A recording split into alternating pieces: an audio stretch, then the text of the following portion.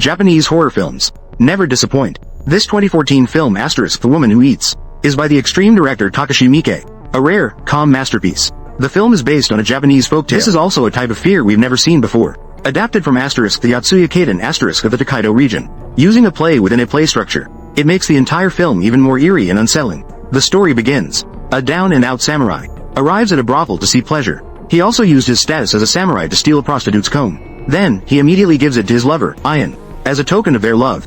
Not long after, Ayan's father soon learns about their relationship. The old man arranges a private meeting with the samurai. He warns him to stop seeing his daughter, because he has already discovered the samurai's true identity. A man of loose morals. A fugitive who has committed murder. He chose to be with Ayan not out of love, but rather, he was attracted to their family's influence in the officialdom. Once the warrior successfully married into the family, he would no longer have to worry about being captured and put on trial. It was even more likely that he would rise smoothly in the officialdom. Seeing that the old man had completely seen through his thoughts, the warrior simply dropped his disguise. He even launched a surprise attack on the old man, who was being annoyingly long-winded.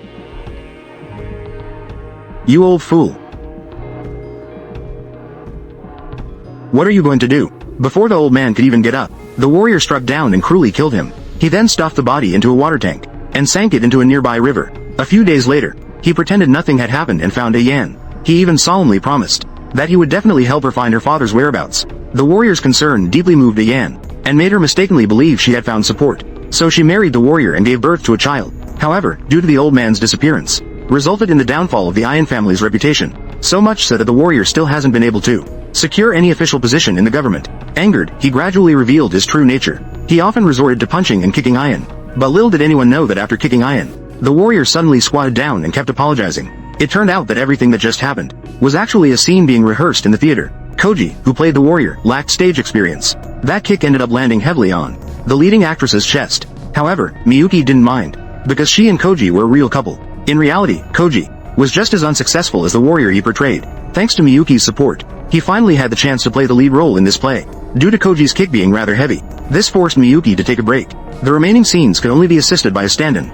Just when Miyuki was in the break room, the second male lead suddenly showed up uninvited. He immediately criticized Kosuke for kicking for real, and used this to accuse him of having character issues. The clever Miyuki had already seen through it. The second male lead was deliberately belittling Kosuke. In fact, he was looking for a chance to express his feelings for her. So she decisively told him that she would never change her heart. The second male lead could only leave in disappointment after hearing this. But Miyuki would never have thought that. At the same time she was rejecting someone, Kosuke was actually on stage, openly flirting with the stand-in actress. "You remembered your lines, huh? Yes. Sorry. You can stand in anytime, huh?" At this moment, Kosuke seemed to notice someone was watching him. He turned his head to look, to find that it was his wife, Miyuki. But unexpectedly, Kosuke showed no guilt at all. He left the stage still looking displeased. After a while, the play continued its rehearsal. The samurai played by Hiroyuki, in order to secure his future, unexpectedly chose to change his heart. And the object of his affection was none other than the granddaughter of the Ito family, Kome. Her family's influence was several times stronger than that of the Iwa family. More importantly, the head of the Ito family was not as upright as Iwa's father. He didn't care at all whether the samurai already had a family. But that doesn't mean he would allow his granddaughter to be a concubine to the samurai. On the contrary, he actually wanted the samurai to get rid of his wife. To make the samurai agree to this condition, the head of the Ito family placed a porcelain bowl filled with gold bars in front of him. Then he ordered the servant to fill the bowl with white wine. If the samurai was willing to drink it, it would mean he agreed to the condition. "If you become Mei's husband, a government position will be easily within reach. Your current wife will surely understand." Under the persuasion of the head of the Ito family, the samurai picked up the bowl without hesitation, and drank the sake inside in one gulp. Thus, the rehearsal tasks for the day have been successfully completed. This scene is truly spectacular. I really want to drive to the site and take a look. Speaking of cars, I recently bought a car from Gwazi Used Cars. I bought a BYD Han. The inspection report has the original factory warranty. It drives just like new. New cars depreciate quickly now. Gwazi is particularly cost-effective. Every car from Gwazi has undergone official professional inspection. You can test drive for 3 days first, so you can buy with confidence. If you have a used car, you can also sell it through Gwazi. In short, listen to me. For buying and selling used cars, Gwazi is the way to go. After all the staff have left, Miyuki quietly came to the props room, and stole the comb that the samurai gave to Ayan. The reason for doing this is simply because her husband Koji is as unfaithful as that samurai, leading her to not only sympathize with Ayan, but even unable to break character, seeing herself as her. But what Miyuki doesn't know is, she just left not long ago. The puppet dolls playing the samurai and Ayan's son actually shed tears.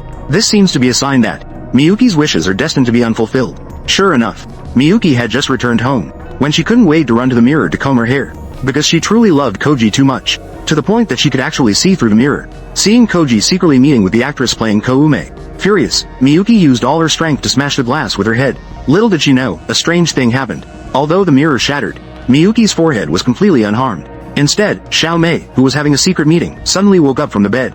Immediately, blood began to drip continuously from her forehead. However, the others did not pay much attention to it. The next day, they still came to the theater to shoot as usual. After the samurai played by Koji returned home, he told his wife that he had been appreciated by the Ito family. He was about to receive an official position. His wife, feeling gratified, threw herself onto her husband. But at that moment, Miyuki noticed that the actress playing Xiao Mei was secretly watching Koji from a distance. This made her involuntarily recall the scene she saw last night. However, Miyuki just thought it was her own illusion. After all, there were no surveillance cameras installed in her house's mirror. It was impossible to see into Xiao Mei's bedroom. The rehearsal that day quickly came to an end. But what disappointed Miyuki was that her husband did not come home for dinner again. She couldn't help but call Haokei, but she was told he was on a business trip out of town. Although Miyuki didn't believe it, she couldn't produce any evidence to refute it. She could only silently pack her things and prepare to go upstairs to rest. Little did she know, just as she reached the bedroom door, she suddenly heard coming from inside Haokei talking to another woman. Let's go to America together. Even if I'm not an actress, that's fine.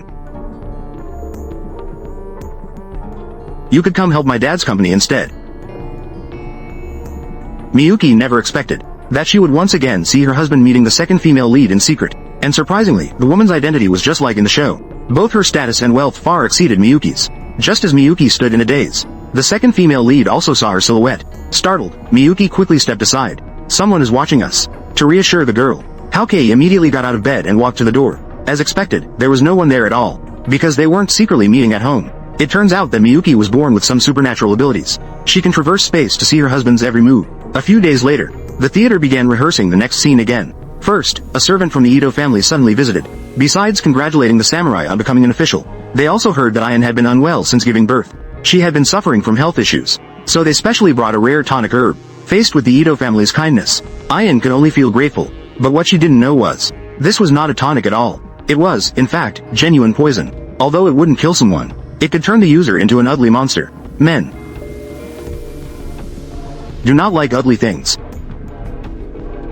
Unaware, Ayan began to feel unwell after taking the medicine. She gradually noticed discomfort in her body. Even after her child finished drinking her milk, the baby started crying incessantly. Various strange signs finally made Ayan realize the problem lies with that packet of medicine. But when she expressed her doubts to the warrior, not only did she not receive comfort, instead, she was scolded by her husband for being ungrateful. After all, this is their great benefactor, a gift from the Ito family. So, under the warrior's urging, Ayan could only continue taking it. After the performance ended, Miyuki told her assistant in the dressing room that she didn't need to be driven home tonight, because Kohei would accompany her back. However, what disappointed her was that Kohei did not come home once again, and Miyuki, having been hurt multiple times, gradually began to lose her sanity, even started to think of herself as Ayan. The only difference between them is that Ayan has a hungry baby to care for, while Miyuki could only pray for this, that the unborn child would be born soon. You have to come out quickly.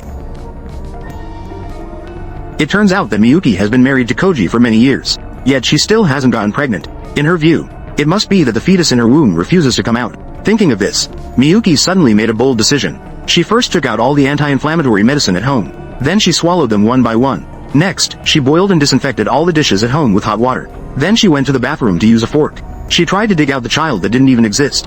Meanwhile, Koji, who was secretly meeting with the second female lead, seemed to finally remember that Miyuki was still waiting for him at home. So he hurriedly put on his clothes to prepare to go home. But just as he was stopping at the intersection waiting for the traffic light, he saw Miyuki unexpectedly appear near the traffic sign. In the blink of an eye, she disappeared again. Koji thought he was seeing things. He hurriedly rubbed his eyes and looked again carefully. But at this moment, Miyuki was actually lying on the car window, and in the next second, she shattered the glass and bit down hard on his neck. His head instantly flew off, but in the blink of an eye, everything returned to normal. Koji quickly touched his head and breathed a sigh of relief when he found it was still on his neck. He was sure that everything that had just happened was an illusion. However, when he returned home, he encountered something strange again. Everything in the house had been covered with plastic wrap, and there were still some bloodstains on the floor. Seeing this, Koji hurried to the bedroom and found Miyuki wrapped up in the blanket. Koji walked to the bedside and pulled the blanket off, and saw that her lower body was covered in blood. No one could have imagined that Miyuki, until now, was still looking for their child. But seeing his wife in this state because of him, Hiroshi was completely indifferent. He even planned to just run away. Unexpectedly, Miyuki clung to him and wouldn't let go. She insisted on making a puppet with him. Hiroshi just thought she was crazy. Then he lost control completely. He strangled her to death. The next morning, Hiroshi not only successfully disposed of the body, but also cleaned the house thoroughly. When it was time to shoot, he pretended to be unaware and went to the theater. Although the crew members couldn't reach Miyuki, they didn't pay much attention to it. After all, they had a stand-in. According to the plot on stage, Ian had become unrecognizable due to long-term use of the medication sent by the Ito family. He started to look completely different. Even his hair was falling out in patches. Just when Ian was so frightened that he didn't know what to do, a bald thug suddenly showed up uninvited. Without saying a word, he lunged at Ian. Ian struggled desperately, warned the other party that her husband is a samurai. Unexpectedly, the thug was not afraid at all. He even boasted that the reason he dared to come here was because he was instructed by her samurai husband. But the thug absolutely did not expect that he had just succeeded. The samurai suddenly burst through the door. He also angrily scolded them for their moral decay. According to the Japanese laws of that time, the samurai had the right to execute both of them. This terrified the little thug. "Sir, this is not what we agreed upon." The samurai gave him no chance to beg for mercy. Soon, he and Ian were tied up in the yard. After executing the two of them, the samurai even did not spare his own son. Now, unencumbered, he could finally be with little Mei from the Ito family. But just as he was immersed in the prospect of a smooth career, little Mei beside him suddenly transformed into the appearance of Miyuki. The warrior was so startled that he hurriedly pushed her away. After realizing he had mistaken her for someone else, Koji decided to finish the remaining scenes of the warrior as quickly as possible. According to the next developments in the plot, the warrior noticed that there was a comb on Xiao Mei's head. He took it off and looked at it. It was the token of love he had given to Ian. It was clear that the scene that had just occurred was no coincidence. The warrior intended to step outside to calm down upon seeing this, but before he could even leave the room, he heard a chewing sound behind him. He turned around to look. He discovered that Xiao Mei had once again transformed into Ian's appearance. She was savoring the act of devouring a baby. The warrior was both shocked and furious upon seeing this. He immediately drew his sword and killed the monster. To his surprise, the one who died under his sword was actually Xiao Mei. The warrior was filled with regret upon seeing this, because he not only lost his wife, even his future was buried along with it. Originally, this stage play had reached this point. It had already reached the final stage. But strangely, the staff below the stage had all disappeared without a trace. The entire theater was covered with plastic sheeting. The scene before him was extremely similar to the night when Miyuki went mad. Just when Kohei was at a loss, Ayane, played by Miyuki, suddenly appeared in front of Kohei. She nearly scared him to death. After all, Miyuki was the one he had personally strangled to death. Sure enough, Miyuki claimed she was there to take revenge on him. She then lunged at him. She even bit off his head. It was only then that Kohei realized he had actually died a long time ago. Everything that had happened from last night until now was merely his imagination. In fact, a few days ago, when he was driving home and waiting at a traffic light, he was first stopped at the intersection by an illusion set up by Miyuki. Then a steel plate fell from the sky under her influence. It instantly severed Hiroyuki's head. But strangely, the police have not found Hiroyuki's head until now. At this moment, Miyuki, who was in the theater, revealed a strange smile. It turned out that the missing head was right at Miyuki's feet. From now on, this man will never flirt again. He will forever stay by Miyuki's side, until the seas dry up and the rocks decay. Alright, that's the end of today's story. Follow me. See you next time.